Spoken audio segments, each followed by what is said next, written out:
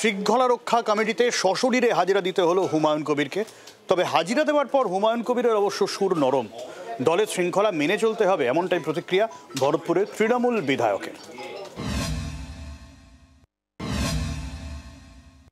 ওদের দলের যে কটা মুসলমান এমএলএ জিতে আসবে, বিজেপি সরকারে আসবে, ট্যাং দোলা করে তুলে রাস্তায় ফেলবো, এই রাস্তায় ফেলবো, এই রাস্তায় ফেলবো। ঠুসে দেওয়া, ঠুসে। উনি তো আচার মারবো বলেছেন, আমি ঠুসে দেবো না, ঘিরে রেখে দেবো। ওই বক্তব্য প্রত্যাহার করে নিয়ে তবে ছাড়বো। শুভেন্দুর চ্যাংদোলা করে ছুঁড়ে ফেলা মন্তব্যের কাউন্টার অ্যাটাকে ঠুসে দেবেন বলে মন্তব্য করেছিলেন হুমায়ুন কবির। তাতে প্রবল বেগে ধর্মযুদ্ধের হাওয়া বইতে শুরু করে বঙ্গ রাজনীতিতে। দুই ফুলের ধর্মযুদ্ধ চরমে ওঠে। খোদ মুখ্যমন্ত্রী বিধানসভায় তীব্র আক্রমণ শানান শুভেন্দুকে। বিধানসভার বাইরে পাল্টা জবাব দেন বিরোধী দলনেতাও, কিন্তু হুমায়ুন সেখানেই থামেননি। এরপর দলের আগে জাতিসত্তা মন্তব্য বিতর্কের আগুনে আরও ঘি পড়ে। আগে আমার জাতির সত্তা, তারপরে দল। আগে আমার জাতির সত্তা, তারপরে দল। কিন্তু এবার আর থেমে থাকেনি দল। হুমায়ুনের মন্তব্যের জল গড়ায় শাসক দলের শৃঙ্খলা রক্ষা কমিটিতে। হুমায়ুনকে শৃঙ্খলা রক্ষা কমিটিতে ডেকে পাঠায় দল। মঙ্গলবার বিধানসভায় শোভনদেব চট্টোপাধ্যায়ের ঘরে শৃঙ্খলা রক্ষা কমিটির সামনে হাজিরা দেন হুমায়ুন। কড়া বার্তা দেওয়া হয় দলের তরফে। তারপরেই কিছুটা সুর নরম হুমায়ুন।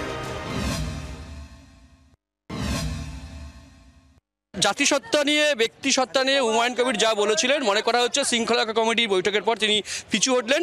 খুব সন্তোষজনক আলোচনা হয়েছে। আমাকে দলের তরফ থেকে যেসব নির্দেশ দেওয়া হয়েছে, যেটাকে মান্যতা দিয়ে চলতে বলা হয়েছে, আমি সেটা টোটো ফলো করব, মান্যতা দিয়ে চলব।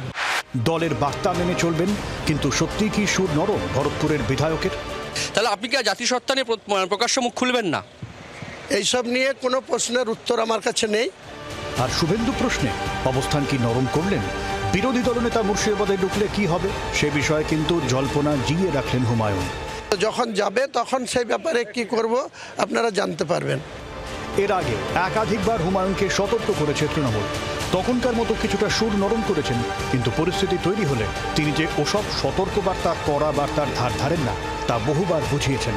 ফলে এবারের সুর নরমের পরেও ভবিষ্যতে ফের সুর চড়াবেন না এমন গ্যারান্টি অন্তত হুমায়ুনকে নিয়ে দিতে পারছে না বঙ্গ রাজনীতির কারবারিরা। প্রবীর চক্রবর্তীর রিপোর্ট, জি 24 ঘন্টা। বাংলার আওয়াজ, বাঙালির আবেগ, জি 24 ঘন্টা।